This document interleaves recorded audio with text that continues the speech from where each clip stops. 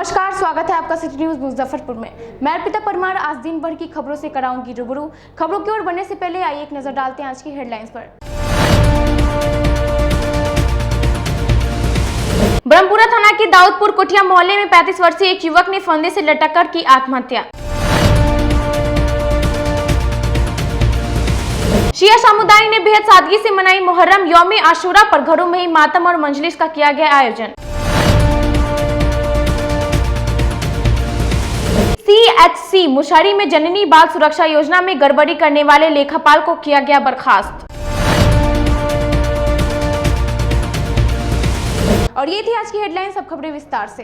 ब्रह्मपुरा थाना क्षेत्र के दाऊदपुर कोठिया मोहल्ले में एक युवक ने फंदे से लटककर आत्महत्या कर ली। परिजनों ने बताया कि पिछले कुछ महीनों से दिमागी हालत ठीक नहीं थी। ब्रह्मपुरा थाना के दाऊदपुर कोठिया स्थित ठाकुर लॉज में एक फोटोग्राफर ने फांसी से लटककर आत्महत्या कर ली। घटना 2 दिन पहले की बताई जा रही है। दरवाजा बंद होने के कारण किसी को पता नहीं लगा। रविवार को उसी लॉज में रहने वाली उसकी बहन को शक हुआ तो दरवाजा खटखटाई, लेकिन अंदर से कोई आवाज नहीं आया। अन्य लोगों ने भी धक्का दिया तो दरवाजा का छिटकिनी खुल गया। युवक छत से लगी हुई कुंडी से लटका हुआ था। हम लोग तो आए देखें कि 2 दिन से इसको दर्शन नहीं हो रहा था। देखें तो वही हमारी धक्का हमारी पत्नी मारी। अच्छा। धक्का मारी तो वही खुला तो वही देखे लटकी हुई थी। पंखा से? हाँ, पंखा से नहीं। हाँ, पंखा खोल के हटा दिया हुआ था, घुंडी में फंसा के तब देखिए। वहीं मौके पर पहुंची पुलिस ने बताया कि एक व्यक्ति फंदे से लटक कर आत्महत्या कर ली है। जांच पड़ताल तथा पूछताछ के बाद शव को पोस्टमार्टम के लिए भेज दिया गया है। आगे परिजनों के बयान तथा सभी बिंदुओं पर जांच पड़ताल किया जा रहा है। जो भी तथ्य सामने आएगा उसी के आधार पर कार्रवाई की जाएगी। मिला है, घटना स्थल पर जाने के बाद देखा कि लाश लटका हुआ है। इसके बाद हम लोग उसको लाश को उतार करके और पोस्टमार्टम करा करके प्रक्रिया में लगे हुए हैं। परिजनों से कुछ पूछताछ में कुछ सामने आया है? हाँ, जैसे परिजन से पूछने के बाद परिजन कोई कहीं से कोई लिख नहीं हुआ और दिमागियल कुछ गड़बड़ी था, इसके चलते ऐसा। रविवार को मुहर्रम पर दिखा कोरोना संक्रमण का साया, नहीं निकाला गया मातमी जुलूस। लोगों ने अपने घरों पर ही रहकर सुने शहादत की दास्तां। मुहर्रम महीने की 10 तारीख यानी कि यौम आशूरा के दिन शिया मुसलमान इस्लाम धर्म के आखिरी पैगंबर हज़रत मोहम्मद के नवासे हज़रत इमाम हुसैन की करबला में हुई शहादत की याद में मातम मनाते हैं। परंतु रविवार को इमाम हुसैन और उनके 72 साथियों की शहादत बेहद सादगी और शांतिपूर्ण तरीके से मनाई गई। इस बार मातमी जुलूस और ताजिया या अखाड़ा जुलूस भी कोरोना संक्रमण के कारण नहीं निकाला गया। बड़ी करबला और ब्रह्मपुरा किला के साथ ही बेहद कम लोग सोशल डिस्टेंसिंग का पालन करते हुए घरों और परिवार के बीच इमाम हुसैन को याद करते नजर आए। इमाम ने बताया कि आशूरा के दिन भी जुलूस नहीं निकाला जाएगा। इस इमाम बाड़ा है यहाँ का मरकजी इमाम बाड़ा, बड़ा इमाम बाड़ा के नाम से, जो यहाँ का सामान यहीं रह गया, वो भी कहीं निकला नहीं। और जो लोग अपने अपने घर से लेके आते थे उनके अपने अपने घरों में ही रहा। पूर्णबंदी के दौरान दिन भर शहर में सन्नाटा पसरा रहा। सड़कों पर और दिनों की अपेक्षा घरों से कम निकले लोग। रविवार को पूर्णबंदी के दौरान पूरा शहर में दिन भर सन्नाटा पसरा रहा। हालांकि पुलिस प्रशासन द्वारा लगातार पूरे शहर में पेट्रोलिंग की जा रही थी। शहर के सभी प्रमुख बाजारों की दुकानें स्वतः बंद नजर आई। इसके अलावा आम दिनों की अपेक्षा सड़क पर कम ही लोग दिख रहे थे। सरियागंज टावर चौक पर इमरजेंसी सेवा की कुछ दुकानें खुली नजर आ रही थी। आप देख सकते हैं कि अभी हम शहर के बीचों बीच यानी कि टावर चौक से खड़े हैं और जिला प्रशासन के द्वारा जो भी दिशा निर्देश दिए गए थे, रविवार पूर्ण रूप से लॉकडाउन रहेगा और नियमों का पालन किया जाएगा। दुकानें बंद रहेंगी, गाड़ियां नहीं चलेंगी, लोग घर से बाहर नहीं निकलेंगे। लेकिन इसके बावजूद भी आप देख सकते हैं किस तरीके से लोग यहाँ पे घर से बाहर निकल रहे हैं और कोरोना संक्रमण के वजह से जितने भी जिला प्रशासन के द्वारा दिशा निर्देश दिए गए थे उन सभी दिशा निर्देशों का थोड़ी ना बहुत कहीं ना कहीं से तो उल्लंघन हो ही रहा है। आप देख सकते हैं किस तरीके से लोग यहाँ से जा रहे हैं और बिना मास्क और दुकानें भी कुछ खुली नजर आ रही हैं। मैं अपने कैमरामैन से कहूँगी कि आप उनके पूरा टावर का नज़ारा दिखाएं किस तरीके से लॉकडाउन का पालन तो किया जा रहा है, लेकिन साथ ही साथ कुछ लोग यहाँ पे ऐसे भी मौजूद हैं जो लॉकडाउन का पालन नहीं कर रहे हैं और अपने घरों से बाहर निकल रहे हैं। कुछ लोग मैं यहाँ पे देखिए, आप यहाँ पे कुछ लोग हैं जो पुलिस के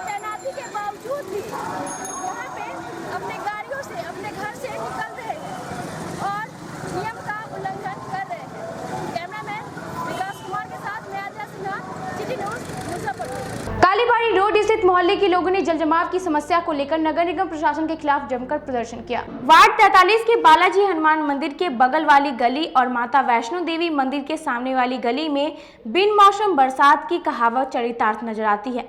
सालों भर इन दोनों गलियों में जल जमाव की समस्या से मोहल्ले के लोग प्रभावित रहते हैं। रविवार को आवेदा हाई स्कूल के समीप 3 कुर्सिया मोहल्ले के निवासियों ने नगर निगम प्रशासन के खिलाफ जमकर नारेबाजी और विरोध प्रदर्शन किया। मोहल्ले के निवासियों ने बताया कि वार्ड पार्षद अर्चना पंडित से बराबर जल जमाव से मुक्ति की गुहार लगाने के बावजूद कालीबाड़ी रोड का यह कलंक कभी भी साफ नहीं हुआ लगा हुआ है।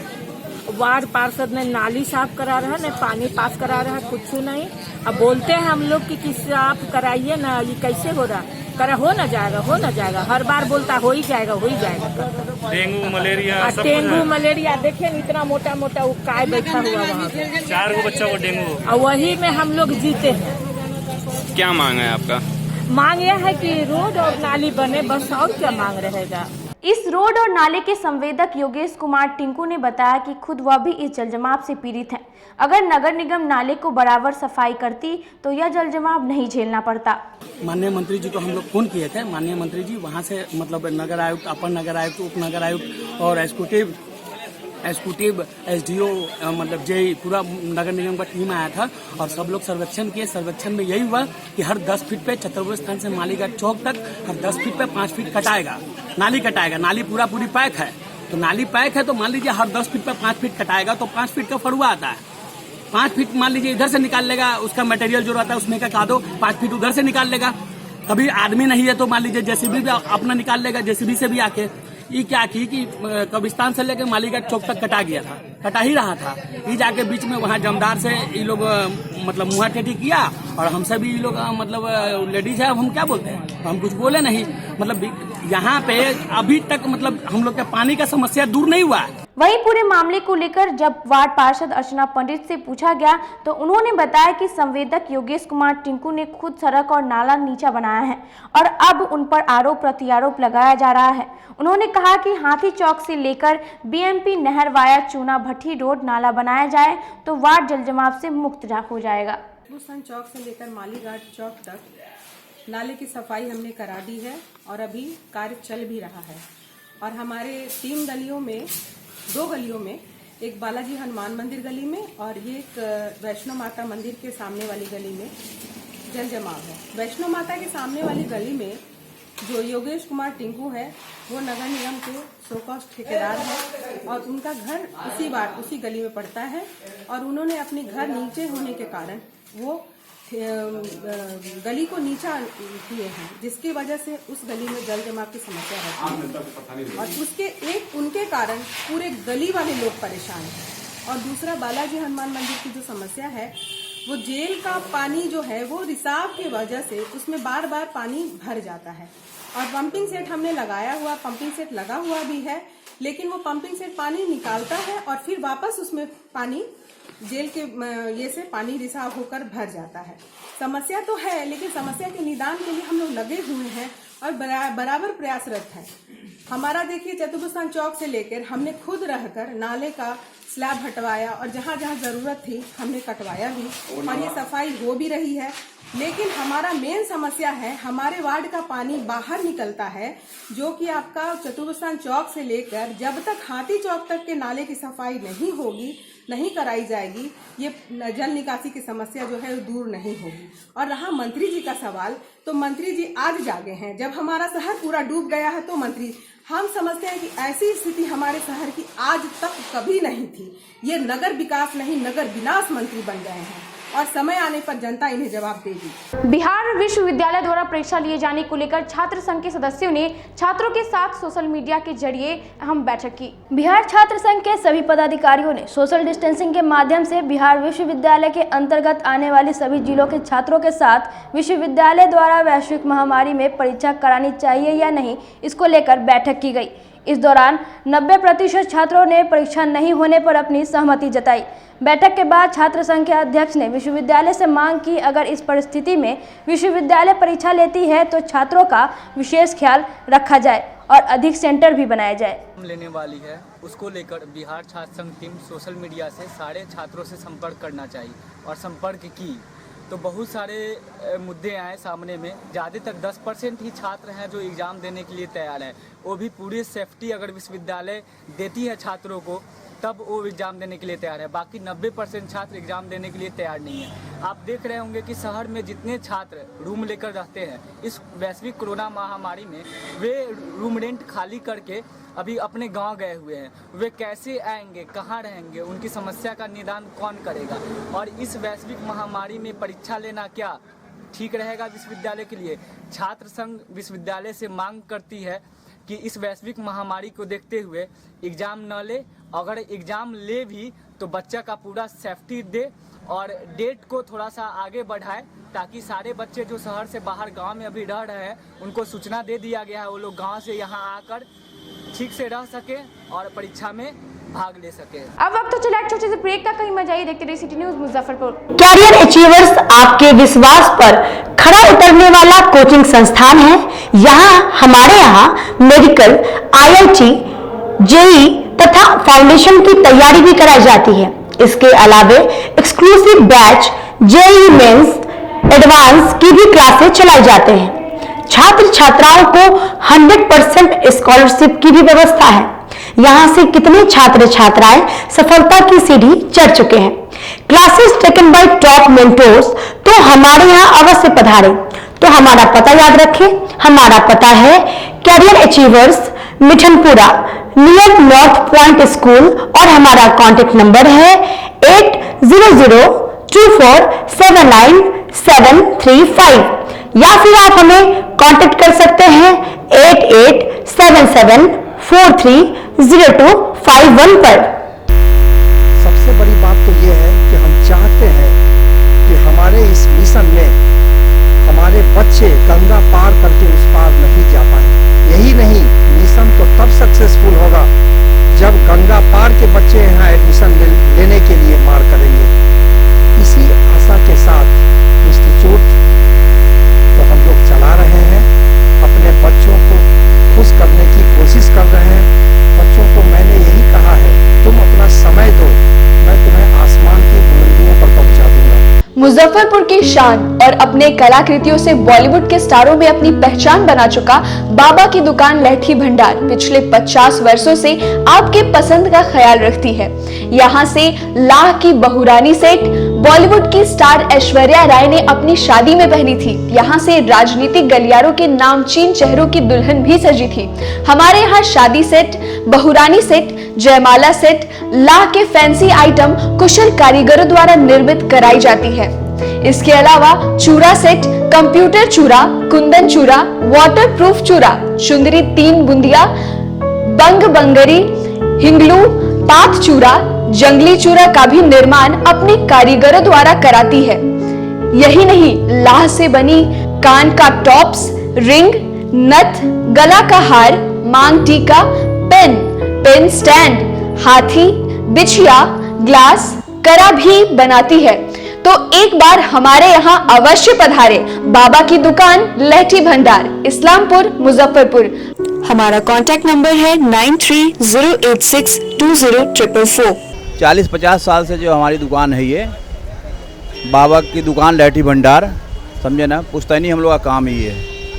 और हमारे यहाँ जो है जितने भी है, जैसे कि ऐश्वर्या राय के यहाँ लहठी गया, हमारा सचिन के यहाँ गया है, और आपके जो है तेज प्रताप सिंह, अभी लालू प्रसाद के लड़के की शादी हुई है, उसमें भी लहठी भेजा गया था। और हमारे यहाँ जो है ना बहुरानी सेट है, जैसे कि है कुंदन सेट है, और जैसे कि हम लोग जो डिज़ाइन जो है सेलेक्ट करते हैं जो लगन के ऊपर जो है, जैसे कि कस्टमर का चॉइस देखते हैं हम लोग हैं, उसी टाइप से हम लोग जो है माल तैयार करते हैं। और कलर है मैचिंग, हमारे यहाँ सबसे विशेषता है कि हर तरह के लहंगे का जो है ना मैचिंग तुरंत हैंड टू हैंड हम लोग लगा के दे देते हैं। हम पढ़ाते नहीं, हम बच्चों में विश्वास जगाते हैं। Christ Jyoti international school based on CBSE curriculum with co-education. इस स्कूल में प्रत्येक विषयों के लिए अनुभवी शिक्षकों का समूह है। विद्यार्थियों को अलग से ट्यूशन पढ़ने की आवश्यकता बिल्कुल नहीं है। बच्चों को प्रत्येक विषयों के लिए अलग से अतिरिक्त कक्षाएं दी जाती हैं। साइंस और कंप्यूटर लैब की व्यवस्था के साथ उत्तम खेल कूद के लिए बड़ा सा कैंपस भी है। नर्सरी के बच्चों को खेल कूद की विधि से पढ़ाई जाती है। केंद्रीय माध्यमिक शिक्षा बोर्ड पर आधारित पाठ्यक्रम से कक्षा प्ले हाउस व नर्सरी से अष्टम वर्ग तक ये नामांकन प्रारंभ है। तो नामांकन के लिए तुरंत संपर्क करें। हमारा पता है क्राइस्ट ज्योति इंटरनेशनल स्कूल, धर्मोदय स्थली, माधोपुर सुस्ता, मुजफ्फरपुर। ज्वाइन किया क्राइस्ट ज्योति स्कूल को, और यहाँ की व्यवस्था, यहाँ के पेरेंट्स सारे लोग पूरी तरह से बच्चों की पढ़ाई के प्रति जो केयरलेस थे, मैंने उन्हें जागरूक करने की कोशिश किया और उस व्यवस्था को बदलने के लिए मैं हर संभव प्रयास करती हूँ। जहाँ तक हो पाएगा मैं इसे आगे बढ़ाऊंगी। इसे आगे बढ़ाना ही मेरा कर्तव्य है। ब्रेक के बाद आप सभी दर्शकों का सिटी न्यूज मुजफ्फरपुर में स्वागत है। अब बढ़ते हैं अगली खबरों की ओर। मुशारी स्थित CHC में हुए प्रोत्साहन राशि घोटाले मामले में जिलाधिकारी ने लेखापाल को बर्खास्त करते हुए स्वास्थ्य प्रबंधक का आधा मानदेय स्थगित किया। जिले में हुई गर्भवती महिला की डिलीवरी में महाघोटाला में डीएम डॉक्टर चंद्रशेखर सिंह ने बड़ी कार्रवाई की है। मुशर्री सामुदायिक स्वास्थ्य केंद्र के लेखापाल अवधेश कुमार को बर्खास्त किया है। वहीं स्वास्थ्य प्रबंधक के 50% मानदेय पर रोक लगा दिया गया है। प्रभारी चिकित्सक पर विभागीय कार्रवाई के लिए अनुशंसा की है। इसके अलावा CSP संचालन पर कार्रवाई के लिए डीएम में संबंधित बैंक से रिपोर्ट तलब की है। रिपोर्ट मिलने के बाद आगे की कार्रवाई हो सकेगी। इस बड़ी कार्रवाई की जानकारी DPRO कमल सिंह ने दिया है। मालूम हो कि प्रसव प्रोत्साहन राशि में घोटाला उजागर होने के बाद डीएम डॉक्टर चंद्रशेखर सिंह ने जांच का आदेश दिया था। साथ ही मुख्यालय स्तर से भी इसकी जांच स्वास्थ्य विभाग ने कराई थी। शनिवार को इसकी रिपोर्ट जिलाधिकारी को कमेटी ने सौंपी। इसके घोटाले की बात को सही बताया है। इसमें लेखापाल, CSP संचालन व स्वास्थ्य प्रबंधक की संलिप्तता आई है। इसके बाद डीएम ने लेखापाल को सेवा से मुक्त कर दिया। स्वास्थ्य प्रबंधक के 50% मानदेय पर रोक लगा दिया। वहीं CSP संचालन की भूमिका की जांच को बैंक से रिपोर्ट मांगा है।